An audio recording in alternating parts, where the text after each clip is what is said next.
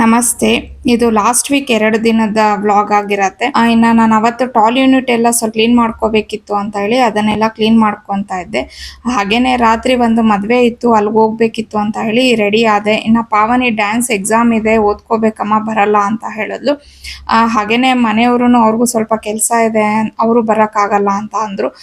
ಹಂಗಾಗಿ ಅಣ್ಣ ಹೋಗ್ತಾ ಇದ್ರು ಅಂತ ಹೇಳಿ ನಾನು ಮತ್ತೆ ವಾಣಿ ಎಲ್ಲ ಅಣ್ಣನ ಜೊತೆನೆ ಹೋದ್ವಿ. ಇನ್ನ ಅಲ್ಲಿ ಮದ್ವೆ ಎಲ್ಲ ಮುಗಿಸ್ಕೊಂಡು ನಾವು ನೈಟ್ ಮನೆಗೆ ರಿಟರ್ನ್ ಆಗೋ ಅಷ್ಟೊತ್ತಿಗೆ ಸುಮಾರು 11 ಗಂಟೆ ಆಗೋಯ್ತು. ಆಮೇಲೆ ನೆಕ್ಸ್ಟ್ ಡೇ ನಾನು ಮತ್ತೆ ಅತ್ತಿಗೆ ಇಬ್ರು ಸ್ವಲ್ಪ ಶಾಪಿಂಗ್ ಕೆಲಸಗಳಿತ್ತು ಅಂತ ಹೇಳಿ ಹೊರಗಡೆ ಹೋಗಿದ್ವಿ. ಅಂದ್ರೆ ನಮ್ಮ ಅತ್ತಿಗೆ ಅವ್ರ ತವ್ರ ಮನೆಗೇನೆ ಹೋಗಿದ್ದು.